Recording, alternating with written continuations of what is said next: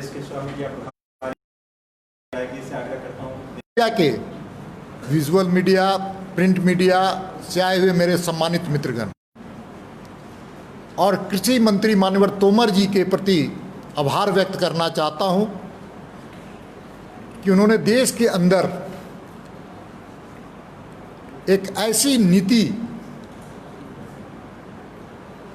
किसानों के हित में लाने वाली नीति जिसे कानून का प्रावधान बिल लाने का काम किया, जो अब कानून बन चुका है, उसके लिए मैं झारखंड प्रदेश की इकाई की ओर से उनका अभिनंदन करना चाहता हूं, उनको साधुवाद देना चाहता हूं। आप सब जानते हैं कि राज्यसभा लोकसभा से ये बिल पास हो गया और मैं अपने आप को सौभाग्यशाली समझता हूं कि इस बिल के प्रारूप जब आया था तो उसमें हमारे जैसे भी एक सांसद के रूप में साक्षी बनने का हमको अवसर प्राप्त हुआ, इसलिए मैं अपने आप को भी भाग्यशाली समझता हूं। आप सब कोई जानते हैं कि लोकसभा और राज्यसभा में 3 बिल लाए गए थे कृषि के हित के लिए, किसानों के हित के लिए, किसानियत के आमदनी को बढ़ाने के लिए, और तीनों बिल का लक्ष्य एक था और वो लक्ष्य था कि किसानों को इस देश के अंदर आर्थिक और सामाजिक दोनों रूप से कैसे बेहतर बनाया जाए। आप सब कोई जानते हैं कि लंबे कालखंड में देश के आज़ादी के बाद किसानों की चिंता जितनी होनी चाहिए थी उतनी नहीं हो पाई। जब देश आज़ाद हुआ था तो किसानों के द्वारा जो फसल का उत्पादन होता था उससे कई फसल के तो 100 उत्पादन में बढ़ोतरी हुई, किसी फसल में तो 50 गुना, कहीं पर 20 गुना, कहीं 10 गुना। आज़ादी के बाद किसानों ने अपनी उपज बढ़ाई लेकिन किसानों का आमदनी नहीं बढ़ पाया और किसान लगातार कर्जदार होते चले गए और इसकी चिंता भारतीय जनता पार्टी, इसलिए स्वामीनाथन कमीशन की रिपोर्ट को किया, हिम्मत किया और किसानों के हित काम किया तो भारतीय जनता पार्टी की सरकार ने किया। हम सब कोई जानते हैं कि यह देश किसान देश है, कृषि आधारित देश है। भारत की आत्मा किसानों के दिल में बसती है। इसलिए हम सब कोई जानते हैं कि किस प्रकार से कांग्रेस के लोग किसान विरोधी लगातार बयान दे रहे हैं, भ्रामक स्थिति पैदा कर रहे हैं, दुष्प्रचार कर रहे हैं और सच में 3 प्रावधान किए गए हैं। एक तो मंडी में किसान अपनी फसल को बेचता रहेगा लेकिन उसके अलावा अपनी फसल को दूसरे स्थान पर भी बेचने, दूसरे राज्य में भी अपनी फसल को बेचने का, वह व्यक्ति को पर और किसी मूल्य पर अपने मूल्य द्वारा अपने स्वयं करते हुए तीनों चीज बेच सकता है। वो बेच सकता है किसी पास, किसी स्थान में और अपने अनुसार की बात ये बेच सकता है। आप सबको जानते हैं कि किस प्रकार से पूरे देश में मंडी में शासन रहा है और इस संरक्षक कौन है? जो आज विरोध कर रहे हैं कांग्रेस अच्छी दल के लोग, उसके हितैषी हैं। ये किसानों के हितैषी नहीं बल्कि बिचौलियों के हितैषी हैं। मंडी में जो लोग किसानों का अहित करते हैं, मंडी के में जो दलाल हैं, उसके पक्ष में इस प्रकार की स्थिति पैदा कर रहे हैं। इसलिए आप लोगों ने देखा होगा देश के अंदर किसानों के नाम पर आंदोलन खड़ा करने का इनका जो प्रयास है। रांची में भी आज धरना और प्रदर्शन धरना करने का काम किया, एक भी किसान वहां उपस्थित नहीं, एक भी किसान नहीं। सारे के सारे लोग राजनीतिक कार्यकर्ता, सामाजिक कार्यकर्ता, जो भी नाम आप दे दीजिए, लेकिन किसान नदारत राजनीति। इसलिए हम कह सकते हैं कि मंडी में भी अपने फसल को बेचने का अधिकार है, उसके अलावा वो अपने चीज़ों को कहीं पर अपनी फसल को बेचने का अधिकार है।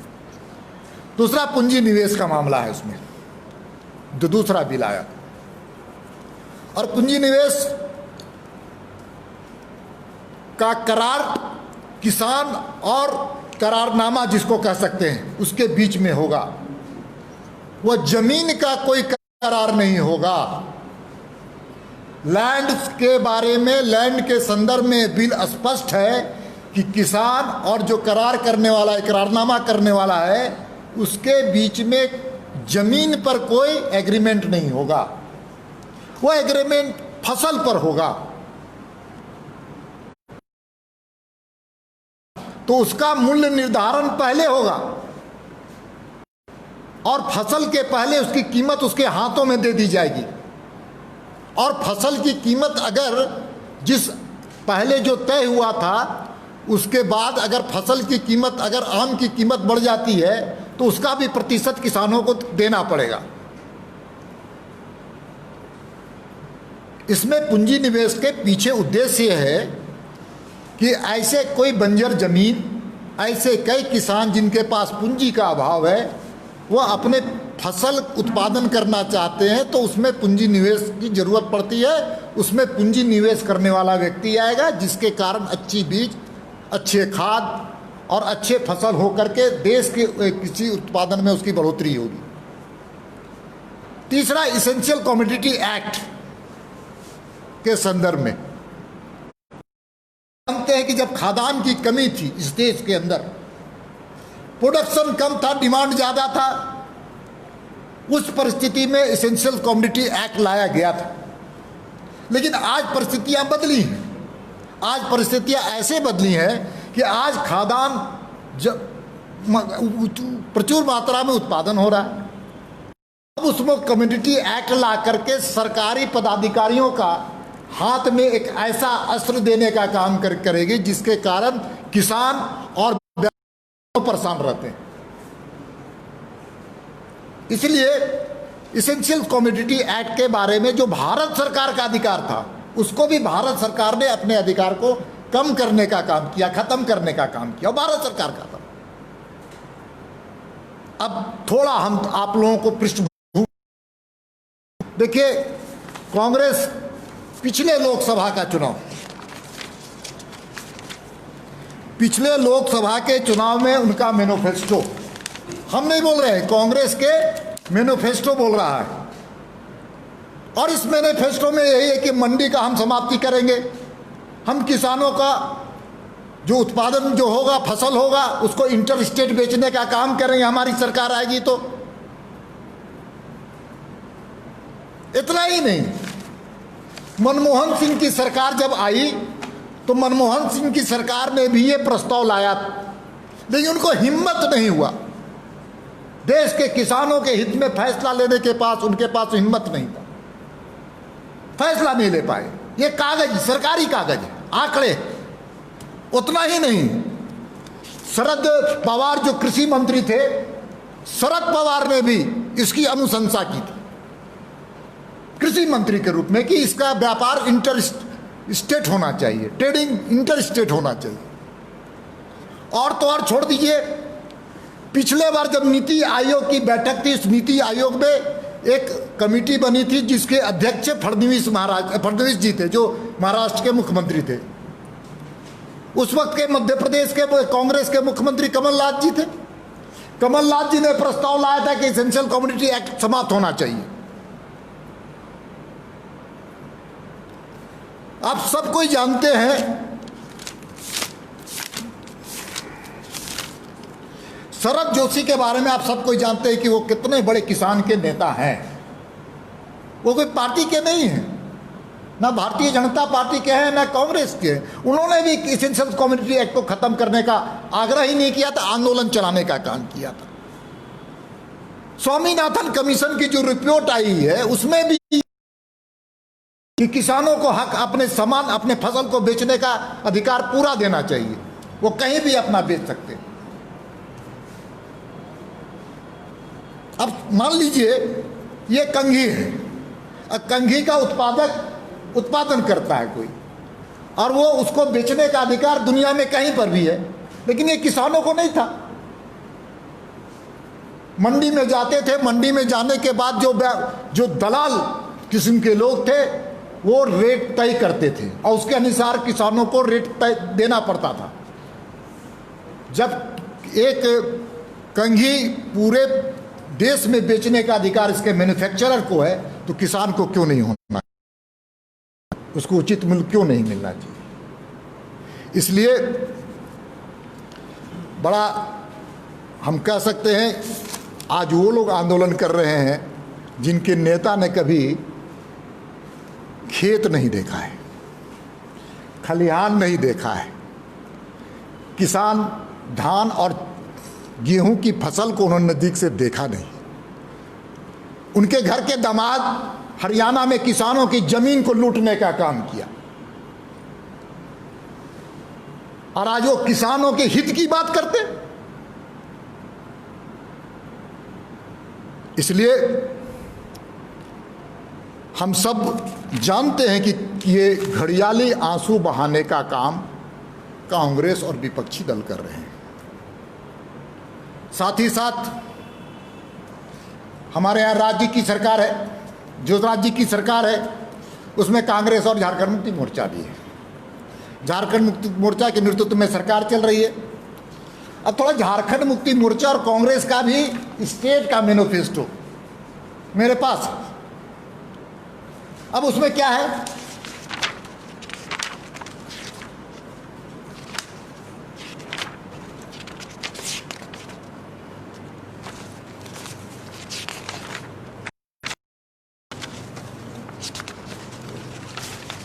निकालिए देखो।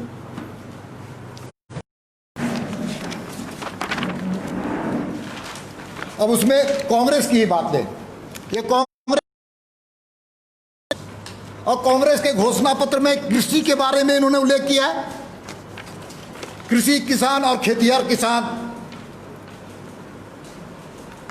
क्या है, हम एक दो पॉइंट पढ़ के आप लोगों को सुना देते हैं। सरकार के गठन के तत्काल बाद हम एक विस्तारित ऋण माफी योजना की घोषणा करेंगे जिसके तहत 2 लाख रुपए तक के सभी तुरंत माफ कर दिए जाएंगे। और भी है कई वायदे। हम तो चाहेंगे कि आपको फोटोकॉपी की जरूरत पड़ेगी तो हमारे शिवपूजन जी दे देंगे।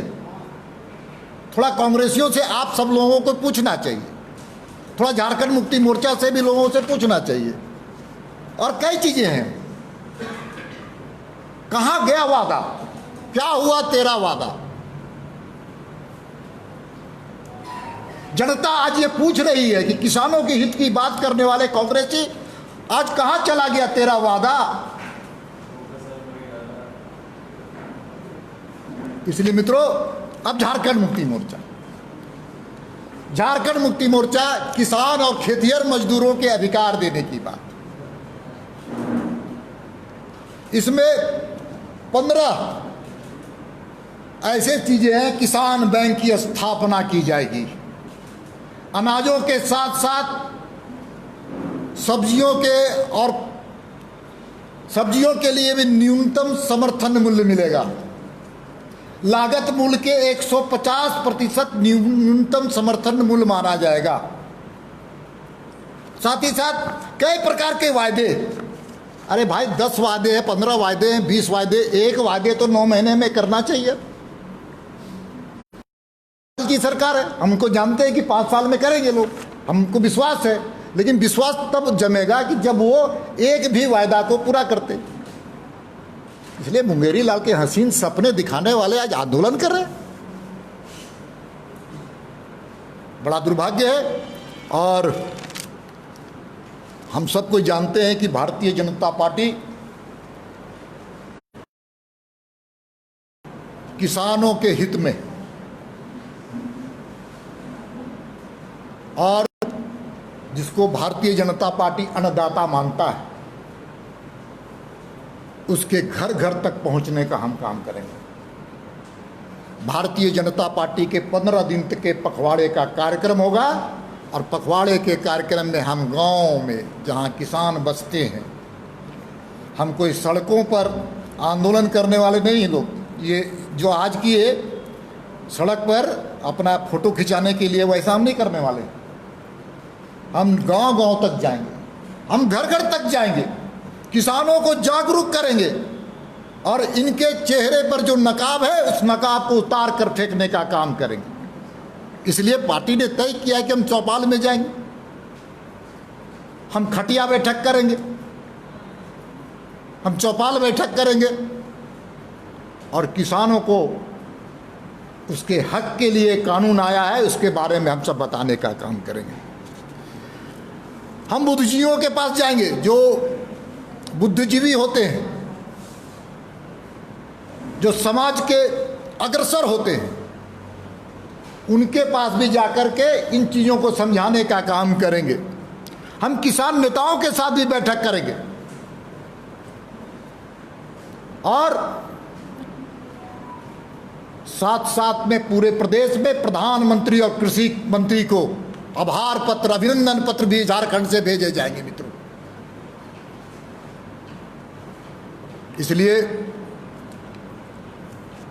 हम कह सकते हैं कि जिस प्रकार से बिल आया था वहां पर कानून का प्रारूप लेने के लिए उस दिन हमारे जैसे एक नए सदस्य को भी खट्टे और मीठे अनुभव हुए। और मैं लगातार 3-4 दिन तक बड़ा अच्छा अनुभव हो रहा था, ज्ञान का समुद्र, कुछ सीखने का हम जैसे लोगों को एक नया अनुभव। लेकिन दुर्भाग्य से जिस दिन कृषि बिल आया राज्यसभा के अंदर, आप सब जानते हैं कि हरिवंश जी एक बेदाग चेहरा, एक बेदाग चरित्र वाला व्यक्तित्व और आप ही के समाज का व्यक्ति और झारखंड के मान और सम्मान को बढ़ाने वाला व्यक्ति डिप्टी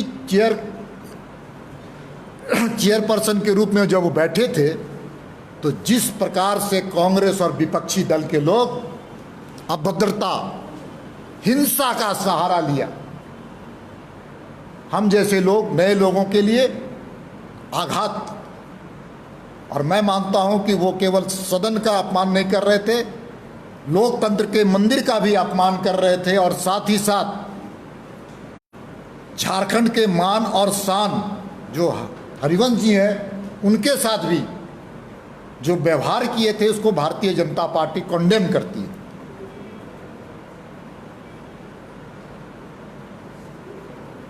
क्योंकि हरिवंश जी जैसा व्यक्तित्व के साथ जिस प्रकार का लोगों ने व्यवहार किया, झारखंडी के मन में आघात है। इसलिए पहले कांग्रेसी को यहाँ पर माफ़ी मांगना चाहिए। यहाँ हर कांग्रेसी को सदन के अंदर, उच्च सदन में जो व्यवहार किया है कृषि बिल के संदर्भ में, किसानों से माफ़ी मांगना चाहिए और यहाँ पर हरिवंश जी से माफ़ी मांगना चाहिए। उसके बाद यहाँ पर नाटक करना चाहिए। बहुत बहुत धन्यवाद। कांग्रेस की जो आपत्ति है ये एमएसपी को लेकर उनकी आपत्ति है, एमएसपी को लेकर आपत्ति है, एमएसपी को कानून का दर्जा रूप देना चाहते हैं। देखिए क्या है, ये भी समझने की चीज़ है। एमएसपी कांग्रेस का लंबे साल तक, 60 साल तक, 65 साल तक शासन रहा। उनको किसानों के बारे में कोई विचार नहीं आया, ना उन्होंने कभी एमएसपी देने का विचार भी किया। एमएसपी देने का काम भारतीय जनता पार्टी की नरेंद्र मोदी जी की सरकार ने किया। एमएसपी जो है वो जारी रहेगा, ये भारत सरकार का निर्णय है। उतना ही नहीं, एमएसपी की बढ़ोतरी की गई फसलों में। इस बार जो घोषणा हुई, नई घोषणा, हर फसलों में उसकी बढ़ोतरी की गई है। एमएसपी कभी भी उनको जानकारी है या नहीं, मैं बताना चाहता हूं कि ये कानून के अंदर उसका उल्लेख नहीं किया जा सकता है, इसलिए उनको जानकारी रखना चाहिए। और एमएसपी भारतीय जनता पार्टी की प्रतिबद्धता है किसानों को देने का, उस पर वो राजनीति ना करे। जिन लोगों ने कुछ आज तक किसानों को कुछ नहीं दिया, आज वो राजनीति कर रहे। अगर उनमें थोड़ा सा भी किसानों के मन में दर्द था तो अपने 60 साल के शासन में एमएसपी देने का काम क्यों नहीं किया, ये जनता पूछ रही है आज उनसे।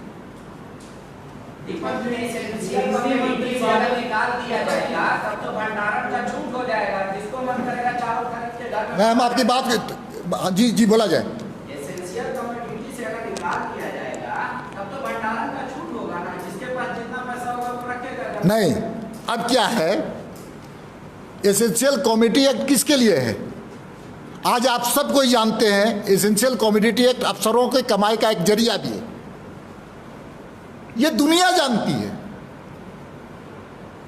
अगर किसान भंडारण अपने घर में ही करेगा तो उसके यहाँ छापे पड़ते हैं, किसान के यहाँ, व्यापारी क्या छोड़ दीजिए। इसके उदाहरण है मेरे पास कई केसेस ऐसे आए हैं जिन्होंने किसान अपने घर में, अपने गांव में, अपने खेत और खलिहान का सामान रखा है, उसके पे यहाँ अभी एसेंशियल कमोडिटी एक्ट का छापा पड़ा है। यह कौन सा कानून है? कैसा कानून? तो काला कानून है। और एसेंशियल कमोडिटी एक्ट को खत्म करने का कांग्रेसियों का ये डिमांड रहा है। अब आज गुमराह कर रहे जनता को, ये बर्दाश्त नहीं करेगी झारखंड में। जी दीपक जी, इतना अच्छा कानून है कि आपका 40 साल पुराना अकाली दल से शिक्षा पूरी जाता है, एक केंद्रीय मंत्री इस्तीफा दे देंगे, क्यों? बहुत अच्छा कानून है, तो आपके सहयोग को छोड़। देखिए, ये सच है कि अकाली दल एनडीए गठबंधन से बाहर हो गया, जिसका हम सब लोगों को तकलीफ है। लेकिन वहाँ पर मूल बात क्या है, वहाँ स्थानीय राजनीति उसके लिए कारण बना है। उनको एक बहाना चाहिए था किसानों के हित में, लेकिन वो बातें नहीं थी। वहाँ पर स्थानीय राजनीति के कारण उन्होंने बीजेपी से पल्ला झाड़ा है।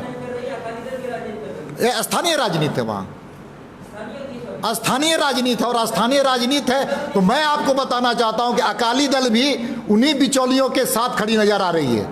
हाँ, बिल लाने के बाद आप लोग किसानों को समझाने जा रहे हैं, बिल लाने से पहले हाँ, सुनिए, बढ़िया अच्छा प्रश्न आपने पूछा। देखिए, किसान जब बिल आ रहा था उसके पहले देश के कई किसान संगठनों के साथ भारतीय जनता पार्टी की नहीं, भारत सरकार की बात हुई। इतने ही नहीं, जनमानस में जनता क्या चाहती है इस संदर्भ में भी किसान वर्ग से बातचीत की गई। इसलिए पूरे हम कह सकते हैं कि सर्वे, रिसर्च और लोगों के सुझाव के बाद यह बिल लाया गया था। विरोध कांग्रेस के लोग कर रहे हैं, इसलिए कर रहे हैं कि वो जनता को दिमरबित इसलिए कर रहे हैं कि कांग्रेस ने आज तक इन लोगों किसानों के लिए कुछ नहीं किया।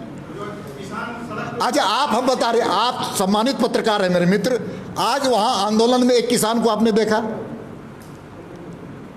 एक किसान को आपने देखा? तो किसान आंदोलन कैसा? ये तो, और वो आज आंदोलन कर रहे हैं जिन्होंने हरियाणा में किसानों की जमीन को लूटने का काम किया था, करवाया था। उनके नेता से पूछिए कि गेहूं और धान में क्या अंतर है तो बताने के लिए तैयार नहीं होंगे, कभी देखा नहीं होगा खेत और खलिहान। चलिए, बहुत बहुत